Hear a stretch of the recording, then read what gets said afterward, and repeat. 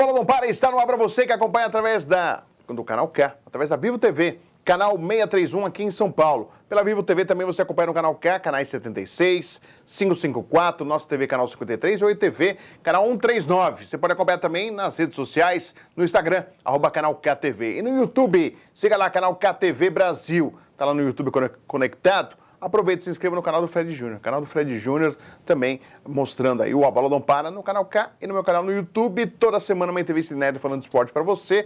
Toda quinta, 8h30 da noite, uma entrevista inédita entra no ar para você acompanhar aqui no canal KTV. E nós vamos falar de futebol. O convidado de hoje já foi zagueiro, muito ligado ao São Paulo, mas claro, em outros clubes, e também técnico de futebol, que vai falar com a gente, que é o Sérgio Baresi, é o nosso convidado no A Bola Não Para. Ele que trabalhou aqui no futebol paulista, fora do Brasil também, voltou a São Paulo e vai contar também a sua caminhada e o que está buscando agora nesse momento no futebol, inclusive falando de um projeto social bem bacana que ele vai contar para a gente aqui no A Bola Não Para. Sérgio Baresi, prazer conhecê-lo pessoalmente. Nós já entrevistei o Sérgio Baresi outras vezes como jogador e também como treinador, mas prazer recebê-lo aqui no A Bola Não Para. Tudo bem, Baresi? Fred, prazer é todo meu, satisfação enorme poder estar aqui. Falar de futebol é sempre bom, né? Sempre, né? A bola não para e nós vamos fazer ela rolar aqui hoje. Com certeza. Baresi, quanto tempo como jogador? Como jogador de 86 a 2001. 2001, então, 15 anos. É mais ou menos aí. Então, estou na média, né? Eu podia ter prosseguindo um pouquinho mais, mas eu tive uma lesão séria que me encerrou a minha carreira. Até para quem está acompanhando a gente, qual foi a lesão, Sérgio? Uma cirurgia no tornozelo. A gente tive que colocar pino na parte segurar a articulação. Que foi uma fratura? Né? Foi uma fratura. Tá. Ainda bem que na época eu já estava me formando em educação física também. Então estava nessa parte. Já estava. Você estava jogando e estudando, é isso? Isso, eu estava jogando no Santo André e estudando ao mesmo tempo. Na época ainda era a FIFISA, lembra da antiga FIFISA? Tal, que era a referência da educação física em Santo André. Exatamente, é isso aí, Fred. Pô, que legal. Então, e é raro, hein, parece, a gente pensar até nos dias de hoje, o jogador atuar e estudar. Tem gente já fazendo isso, mas se a gente pensar em números de jogadores que se preocupam nisso, nesse pós-carreira, a gente pode colocar que é raro isso acontecer, né, Baresi? Na nossa época era muito mais raro ainda. Hoje, nos dias de hoje, o próprio clube, o próprio staff tem um direcionamento melhor, né, para cuidar dessa carreira do atleta pós. Então, eu acho que os clubes estão muito bem assessorados, melhores do que no passado. O futebol também permite isso, Baresi? Ou é um pouco de desculpa falar que o futebol não dá tempo para eu estudar, eu não consigo estudar, ou viagens, jogos dificultam essa possibilidade de você já iniciar uma transição de carreira? Dificulta, mas não é impossível, né? Então, todo atleta que deseja fazer alguma faculdade, isso é importantíssimo, né? Ele tem como fazer. Tem muitos módulos online, né? Tem muitas faculdades que propõem isso, né? Então, eu acho que é bem bacana aquele que está pensando realmente seguir paralelo, ter uma profissão paralela. Acho importantíssimo. Claro. E você já como jogador, você já pensava ser treinador ou foi algo meio que instantâneo para você, parece? Na época, olha só o meu raciocínio, é até um pouco bizarro até. Eu tive a minha carreira encurtada por peguei muitos preparadores físicos maravilhosos, mas peguei alguns também muito ruins que encurtaram a minha carreira. Tá. Treinava em arquibancada, subia, descia arquibancada, dava pique em arquibancada, corria em volta daquele Morumbi, naquele concreto, naquela época lá, a gente treinava muito, né? Sim. E de forma, na minha opinião, hoje, muito errada. Então, eu falei assim, eu preciso fazer algo diferente pensando no futuro, né? E foi onde eu tive essa ideia de me formar em educação física, para que no futuro eu pudesse trabalhar nessa área também, né? Mas eu nunca pensei em ser treinador. A oportunidade veio naturalmente, que eu estava no sub-15 do Santo André na época, né? A oportunidade apareceu, eu era jogador ainda fazendo essa transição, veio o convite e aí eu acabei já dando sequência ali, passando do lado de cá, de jogador, para o lado de lá da comissão técnica, né? Até, se a gente vai ainda falando do momento de jogador, daquilo que você planejou, porque você sempre quis jogar futebol, como foi para você, Baresi? Sempre foi o futebol? Como que surgiu o futebol para você? Fred, eu acho que nós somos mais ou menos da mesma idade, né? Então, na nossa época, os nossos pais, isso muita gente vai fazer uma analogia, né? A gente dormia com a bola, cara. Sim. Entendeu? Era de tão tamanho que era o nosso sonho, a nossa vontade, a nossa determinação. E eu sempre fui de Santo André, então me deslocava, eu fui fazer uma avaliação, no dia que eu fui fazer uma avaliação no São Paulo, tinha 400 meninos. 400 e mais alguns que, como não tinha informação, naquela época não tinha internet, sim, né? Então vinha muita gente e eles abriram só o portão para 400. E eu fui nessa leva. Na hora que abriu o portão, você... aí eu já estava ali na frente, já tinha saído de 12 anos de idade, um tio meu me levou, saí de casa 4 horas da manhã, aí até o antigo Engabaú ali, dali pegava o ônibus Cristóvão Colombo, parava em frente ao Morumbi e era um perereco, tudo lotado. Mas só para dar uma canjinha, valeu a pena, cara, porque foi a realização de um sonho e a gente que mexe com futebol hoje, que lidar com muitos jovens adolescentes, sabe o quão difícil é essa profissão.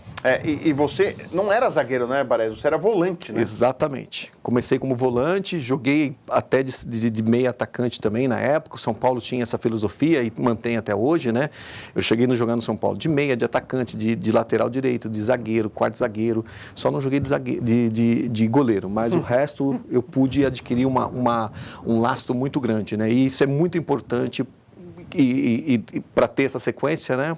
Principalmente nos dias de hoje, que o atleta hoje, o sistema tático do treinador de futebol, ele é devia ser muito simples, mas às vezes é muito complexo.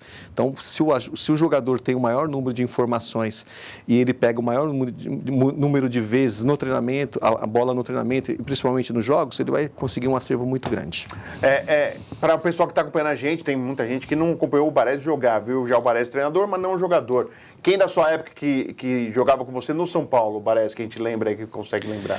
Começar pelo goleiro, o Ceni, né? Nós somos campeões juntos na Copa São Paulo de 1993, aquela final fantástica contra o Corinthians, né? Grande Jameli que esteve aqui com a gente, foi fantástico na final. Fantástico. A estrela dele brilhou, né? E é muito legal, Jameli. Um abraço, Jameli, um cara fantástico, né? Mas ali atrás tinha o Nete, o Bordon, André Luiz, Pavão, meio campo, Mona, Robertinho, Pereira, Emerson, na frente tinha o KT, o Toninho, ponta esquerda, Jameli como atacante, Caio. Então, era uma safra fantástica. Praticamente todos viraram, né? Todos viraram e para você ver a qualidade daquele elenco, né, ou daqueles elencos lá da nossa época, que era difícil alguém ficar de fora. E é claro, né, o elenco do São Paulo também era fantástico. Se você for lembrar do elenco do São Paulo de 90 a 95, foi a melhor fase do São Paulo a nível de títulos, a nível de conquistas. O nosso saudoso mestre, professor Tele Santana, um cara fantástico, né? Eu lembro de uma frase dele que ele dizia assim: por que eu tenho que passar tática para vocês se vocês não sabem, se vocês não têm um fundamento técnico? E cobrava demais, aí vinha o Cafu naquela lateral direita, vinha o Vitor, do outro lado a mesma coisa, a exigência na batida de bola, a exigência no cabeceio. Aí eu lembro do Miller, o Miller jogava pelo lado esquerdo, então você não sabia se ele era destro, se ele era canhoto, era fantástico, né? Um elenco fantástico. Né? Era realmente muito legal mesmo. E essa geração do São Paulo foi realmente muito fantástica ali. E transformou, né? Sim. Então, hoje depois vem ainda se confirmando com o Expressinho lá para frente, exatamente, né? O Expressinho, nós fomos campeões também, né? O Expressinho fantástico. Eu lembro que nós subimos para fazer o coletivo, isso logo no início, nós subimos para fazer o coletivo com o São Paulo e era sempre com o time principal do São Paulo e era sempre treino muito fortes, muito competitivos, né? E uma vez por semana, no mínimo, nós íamos para o CT fazer esse coletivo lá. Porque antes era o terrão lá, na área social, né? Lembra da área social? Lembro. Era o terrão. A gente fala, quando eu falo terrão, muita gente lembra do Corinthians, mas também nós éramos terrão e o CT, e o São Paulo foi pioneiro construindo o CT da Barra Funda, né? E depois os clubes imitaram e aí... E ainda o CT de Cotia também, que é outra coisa que foi São Paulo. Exatamente. Aí veio o CT de Cotia em 2008, o qual pude ficar lá por 10 anos, né? Passar por todo esse processo, né? Eu entrei no Sub-13 no São Paulo, passei por todas as categorias, cheguei no profissional como treinador interino, revelamos grandes jogadores, então, para nós foi fantástico a passagem pelo São Paulo. E ali você falou do Tele e também tinha o Muricy, né, que surgindo ali no Expressinho, também é outro nome aí que também o São Paulo acabou galgando aí para se tornar um grande treinador. E o Muricy, né? Um cara fantástico, né, um ser humano maravilhoso, além de toda a competência técnica dentro de campo, né, um cara que exigia muito também, muito da linha do nosso mestre saudoso, professor Tele Santana. Sim, com certeza. Ou seja, se a gente pensar, Baresi, tudo bem, você não tinha esse primeiro pensamento inicial de técnicos, mas você como referente de treinador, você teve caras importantes, né? A gente falou Tele, Muricy, o próprio Rogério, que sempre teve esse quesito de liderança, né? E que depois se tornou agora treinador. Ou seja, você bons exemplos você teve, né? E muito bons exemplos. E quando eu era infantil do São Paulo, eu lembro que nós morávamos no alojamento do Morumbi, naquela escada Caracol, e lá, é isso que eu falo para vocês, os treinadores gênios, os caras têm algo diferente, né? Eu lembro que o saudoso Cilinho chamava o Sub-15 para fazer o treino com o profissional. Alguns atletas do Sub-15 para fazer o treino do profissional, e eu, por felicidade, eu sempre ia fazer esses treinos lá, né? Então, eu lembro do professor Celinho também, as organizações dele, como que ele, mesmo sendo sub-15, eu lembrava de como que ele organizava as equipes. Então, você vai assimilando, você vai criando um lastro grande, né?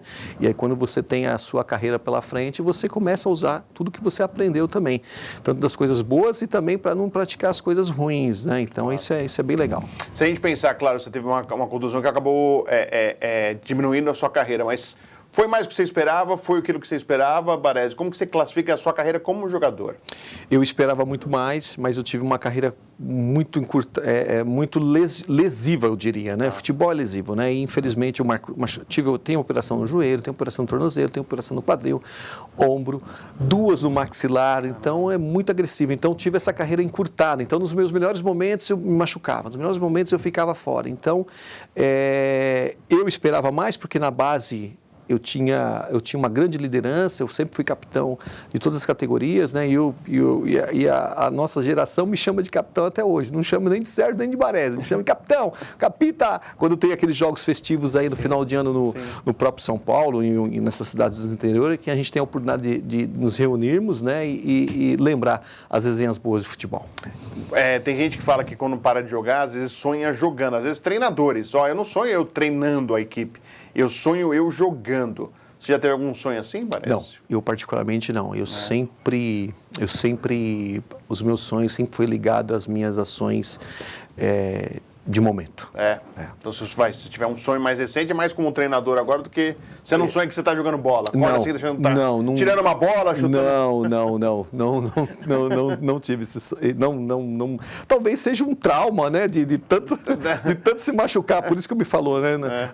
A gente estava batendo... Isso, são tantas contusões, você teve cirurgia, tudo...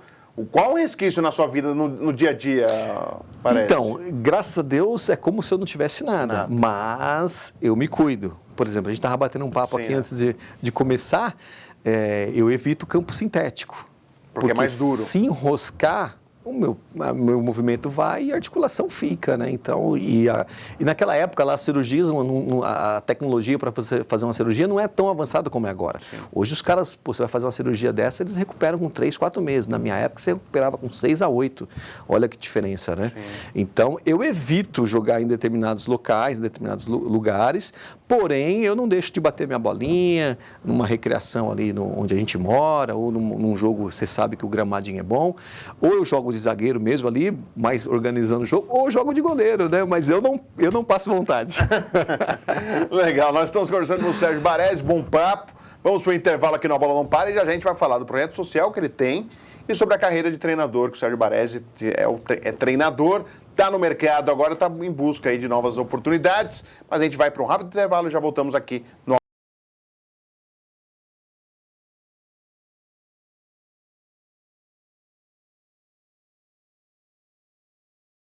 Você está acompanhando A Bola Não Para? Uma dica para você. Frevo Restaurante. É uma delícia. Tradição aqui em São Paulo. São mais de 60 anos aí, né? Com muita tradição e com um delicioso beirute. O melhor beirute de São Paulo, certeza. Restaurante Frevo. Tem lá suco, milkshake, tem sanduíche, tem, olha, delícia de sobremesa. Não esqueça de pedir um sorvete capricho lá no Frevo. São 3 endereços. Na Rua Oscar Freire, super tradicional, todo mundo já conhece, se você não conhece, vai lá conhecer. Na Augusta e também na Faria Lima, no Shopping Iguatemi. Frevo Restaurante Frevo, vale a pena conhecer.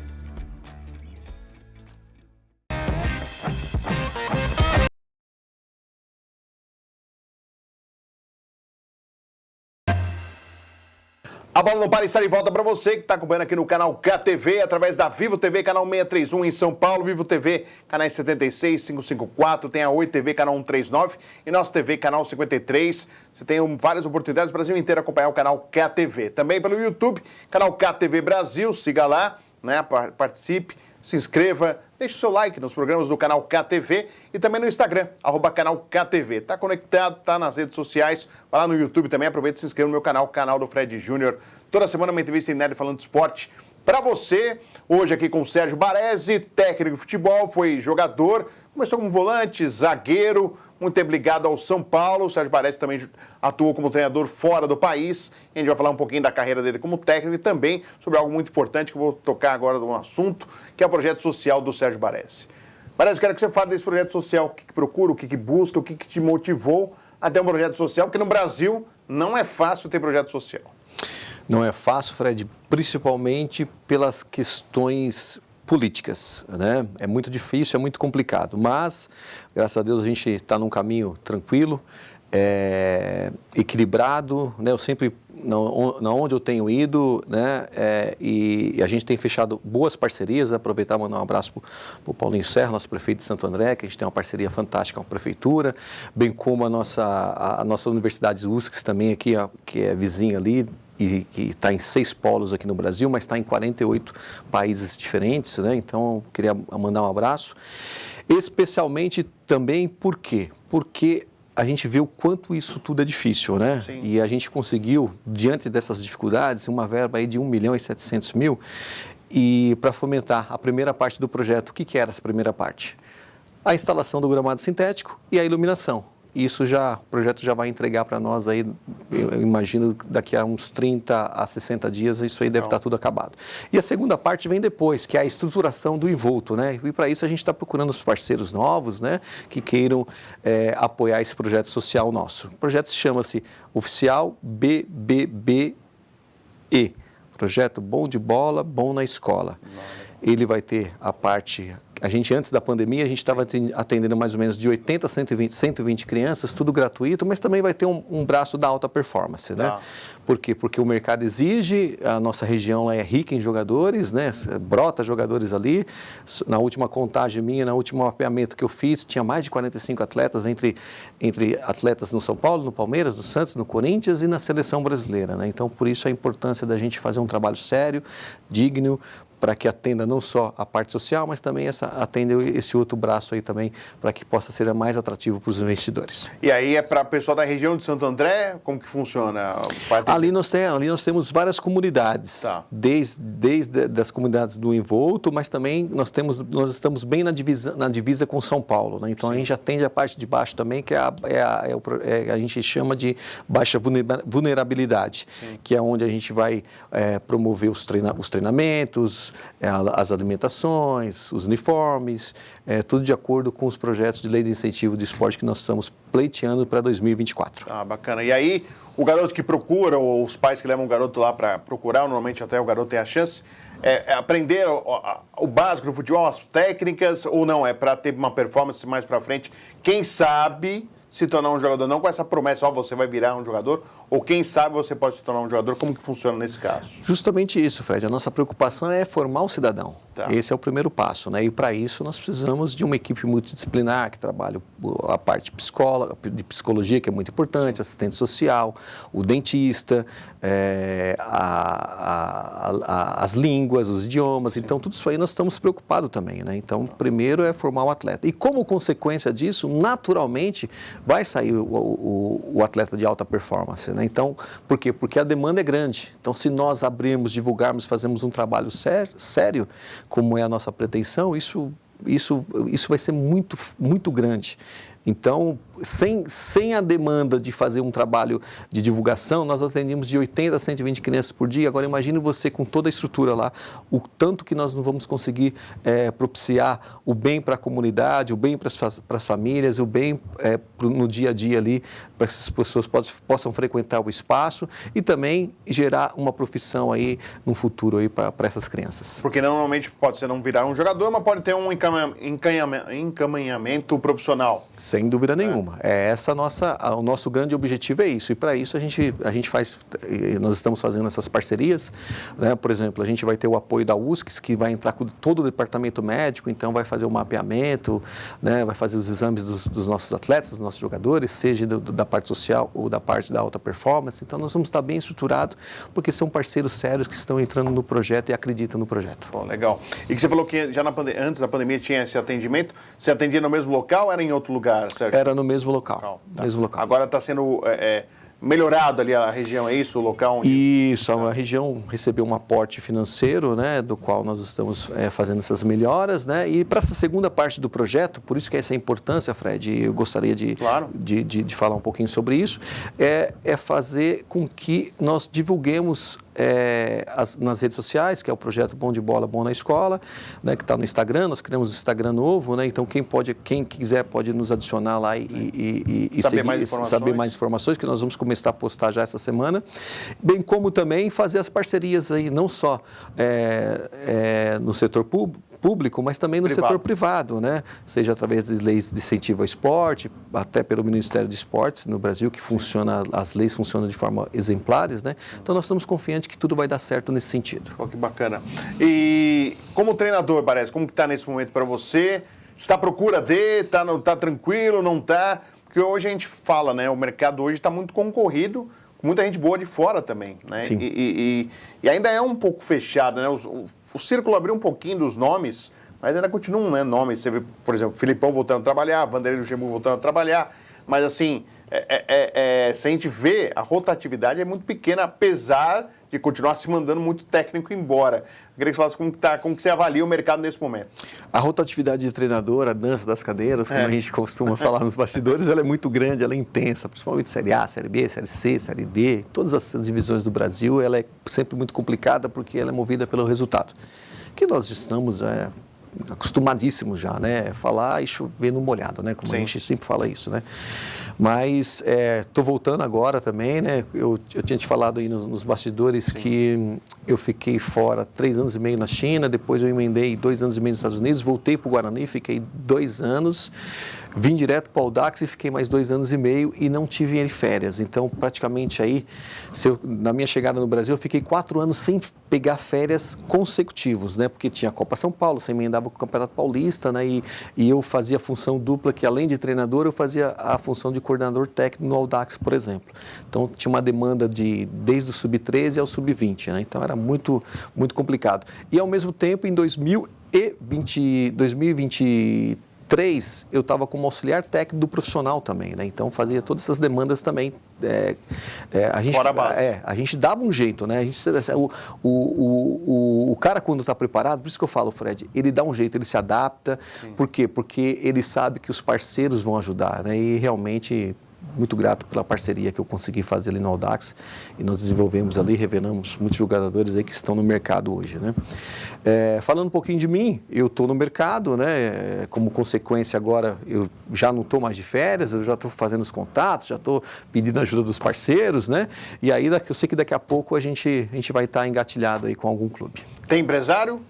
Não tem empresário, né? Isso dificulta, parece. Isso dificulta por quê? Porque os empresários hoje, assim como os treinadores, eles são marcados dos clubes, né? Então sai um, entra outro, então sai. Mas desde a minha época de jogador, eu nunca tive empresário. Depois que eu virei comissão técnica também não tenho empresário, então sempre tive no mercado, né? Eu tô com 50 anos e eu estava olhando no meu fundo de garantia. Esse ano fazem 27 anos que eu tenho registro em carteira, para você ter uma ideia. Então, eu sempre emendei uma atrás da outra, né? Então, eu sei que daqui a pouco as coisas vão acontecer naturalmente e elas acontecem na hora certa, né, Fred? E como que você está vendo aí a chegada dos estrangeiros, parece? Normalmente a gente ia para Portugal, por exemplo, os brasileiros trabalharam, a parte, né, do Oriente Médio, asiático também, você trabalhou no Shandong Luneng da China. Como que você está vendo a chegada dos estrangeiros aí no Brasil? Olha, aqui no Brasil, é recente, né? A gente vê essa voluntariedade para contratar principalmente os treinadores portugueses, né? Que estão fazendo sucesso aqui, né? Caso do treinador do Palmeiras, caso do treinador do Fortaleza, que estão há mais tempo aí no mercado e são referências hoje, né? Eu não vejo problema nenhum, né? Eu só acho que tudo tem que ser no mesmo peso, né? Se você for pensar na referência hoje, quem que poderia assumir a seleção brasileira se não fosse Ancelotti? Sim. Né? Eu acho que o Dorival Júnior seria um nome excelente, né? Até mesmo antes do Abel, porque o Abel faz um grande trabalho no Palmeiras também. E o Dorival vem fazendo um trabalho de excelência no São Paulo também. Então, eu acho que as coisas têm que ser medidas de uma forma certa. Embora no futebol não existe o certo e o errado, existe o resultado e o imediatismo, né? E tomara que quem seja o treinador o próximo treinador da seleção brasileira tenha sucesso. Sim. Porque nós precisamos voltar a ganhar um título. Isso vai mudar tudo. Então, quando a gente ganha, as coisas mudam. Quando a gente não ganha, muda, mas muda para pior. Então, essa é a logística que existe dentro do futebol. Eu não tenho nada contra os treinadores estrangeiros, né? Pelo contrário, eu acho que eles desenvolvem bom trabalho e quando desenvolve bom trabalho você tem que entender o processo para você assimilar e dar sequência na sua carreira também, assim como tem muitos bons treinadores brasileiros também que fazem grandes trabalhos. Como que você vê hoje o nível técnico? Você acha que hoje caiu o nível técnico? Caiu e caiu muito. Caiu e caiu muito, desde a nossa formação, né, até os atletas. Se torna até um ciclo vicioso. Mas o que é isso, Baré? Ciclo vicioso, que eu falo isso há 10 anos, é justamente isso. A gente lança os nossos jogadores, os bons jogadores, os atletas diferenciados, eles têm a sua formação precoce, né? Então, com 16 anos, os clubes já estão mapeando os caras, já estão fazendo contrato, com 18 já estão negociando.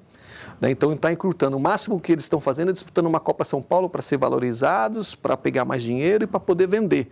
Né? Então, é assim o ciclo. Você vende, você não forma mais esquadrões, você passa para o mercado europeu normalmente, esse atleta fica de 8 a 12 anos lá no mercado, e aí os jogadores que estão lá batendo esse tempo, eles começam a retornar para o futebol brasileiro. Né? Então, é esse ciclo. Os jogadores novos saem e os jogadores mais velhos voltam. Sim, que já é no final de carreira que normalmente não tem o mesmo desempenho que tinha quando estavam no auge da carreira. E aí a gente tem o diferencial do Hulk, por exemplo, que é o expoente hoje, né, que está jogando o fino da bola. Né, o próprio Soares no Grêmio também. Exatamente. E a gente quer isso, né? A gente quer que o futebol brasileiro, né, se desenvolva cada vez mais, porque o torcedor merece, né? Se você agora como técnico, fazendo uma reflexão, a sua passagem como treinador do São Paulo, poderia ter sido diferente, Baresi? Não poderia ter sido diferente? Para você, valeu? Foi uma experiência muito válida?